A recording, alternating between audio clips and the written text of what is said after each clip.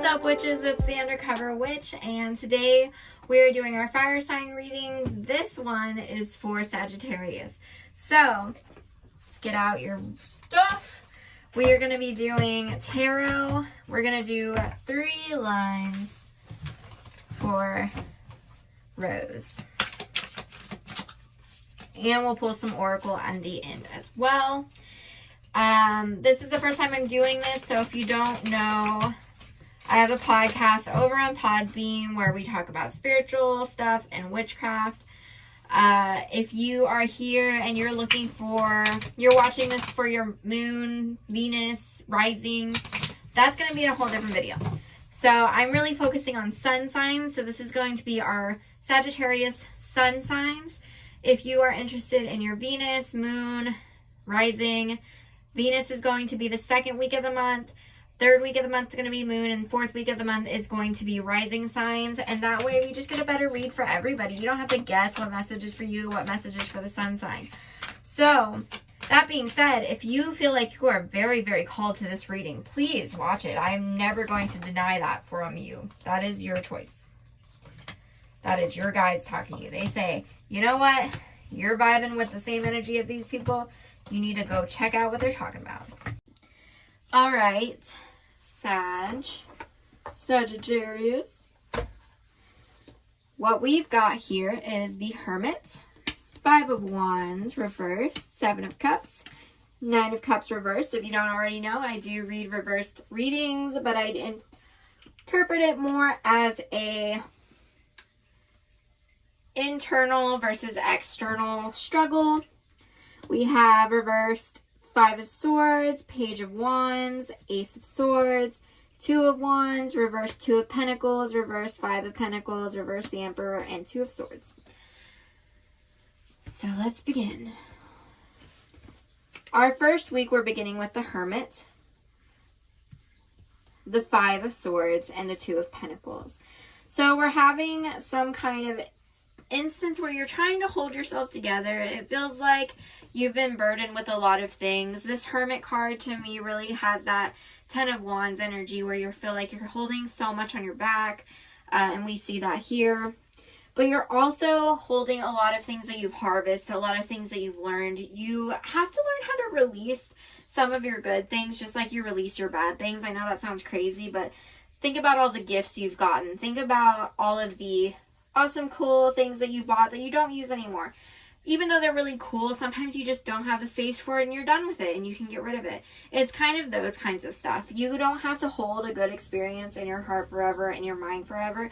You don't just want to reminisce about the past. You want to go have new experiences. And I feel like that Hermit is what it's telling you, because if you continue on that route where you're just holding on to everything, you're going to end up in this 5 of Swords energy where the way it's reading right now is this is an internal conflict. This is something that you're burdening yourself with. You're stuck with your own thoughts. There's a lot of regrets, a lot of burdens. But moving next, we have the 2 of Pentacles. So it's kind of like this state has also brought you to a point with your money where you just feel like you're juggling and you don't have enough of what you need. But I think the problem for you is that you're holding on to too much stuff. So even if you, you're not able to precisely point out what you want because you already have so much stuff. So maybe if you get rid of the stuff that you don't need anymore, you'll rediscover something that you want, or you'll have more room for something that you want. It'll just create room for more experiences. And that includes if you're like in any clubs or play games with certain people, or you feel like you have friends sticking around that don't resonate with you anymore, that aren't somebody you want to be around anymore. You can let those people go and let new people come in. But if you keep letting them take up your time, you're not going to be able to let new people in. 5 of Wands reversed, Page of Wands reversed, and the 5 of Pentacles reversed. So kind of again, still sitting with this energy, but the more that you let it affect you, the more conflict it's going to cause. So instead of just causing this conflict where it's affecting you emotionally and affecting your mood, it's also going to start affecting how you think about things, and it's going to be affecting your decision making, which is going to make it very, very hard for you to communicate with other people, and also communicating and sticking true to the things that you believe. So you might be going against your morals or lashing out at people or spending your money in ways that you don't want. It's just kind of almost manic, out of control a little bit. Five of Pentacles.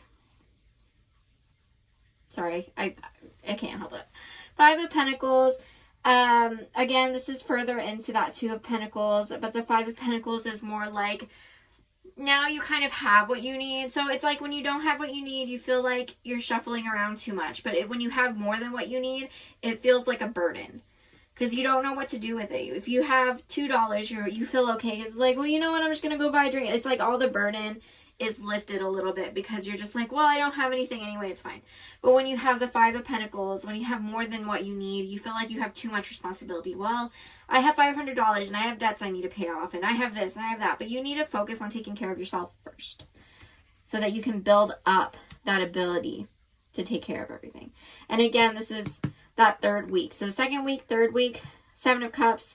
Seven of Cups is about having too much options, not knowing which way to go, kind of having illusions around you. And I feel like that came from the Five of Pentacles, like we were just talking about. You're just like, I have so many options, I don't know what to do. But you need to find your ground, and I feel like you do that in week 3. You need to find your ground and figure out what you need to do and stand firm on that. But I feel like this can go either way. It can go into like, okay, I'm going to stand firm for the rest of this month, fail, and then feel bad about it later. And I feel like that's what this Emperor is here for. It's telling me that you are not going to stand firm on those things. You need to build an internal system. You need to build a system in the way that you talk to yourself and the way you communicate with yourself and say, I do care about where I end up, and I do want to make a difference. I do want to change. So let me keep true to my word and what my plan is and see how it turns out and not give up on it right away. We have the Nine of Cups, Two of Wands, and Two of Swords. I got the Two of Wands for Aries as well, so I think that's interesting. But as far as the Nine of Cups,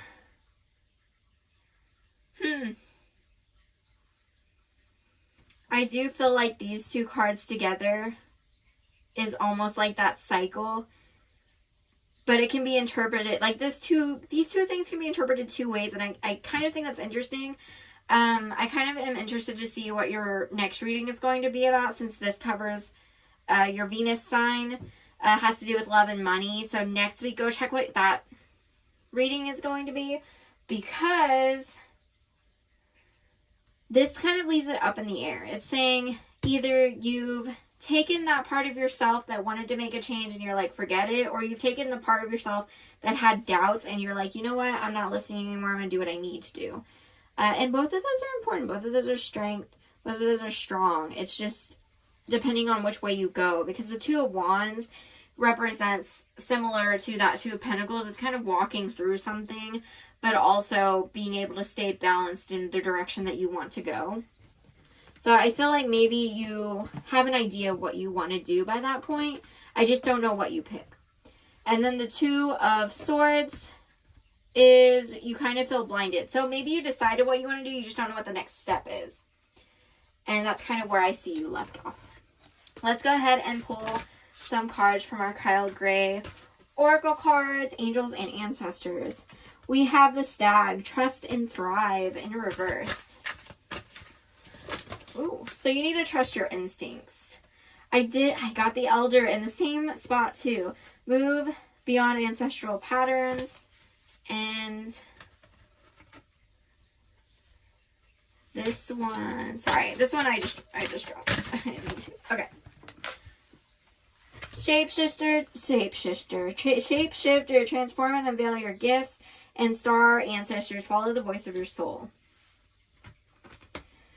So I feel like you need to have less doubts in yourself, obviously. You need to be able to trust that what you are inside is worth being shared outside. And I think this is a strong position for this card. So I do think, after reading this, that this might be something you're overcoming. You're learning how to listen to your own voice and not let other things affect you. Elder, move beyond ancestral patterns.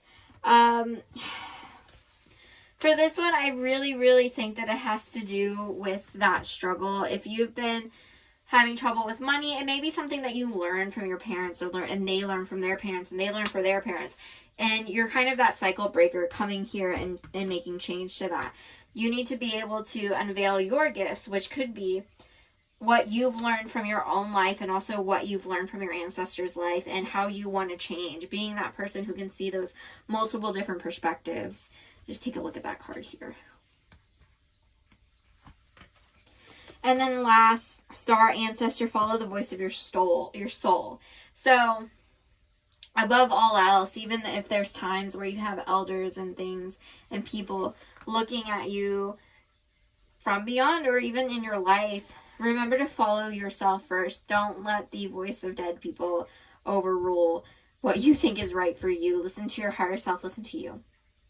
And that is all I have for you, Sagittarius. I hope this was helpful. And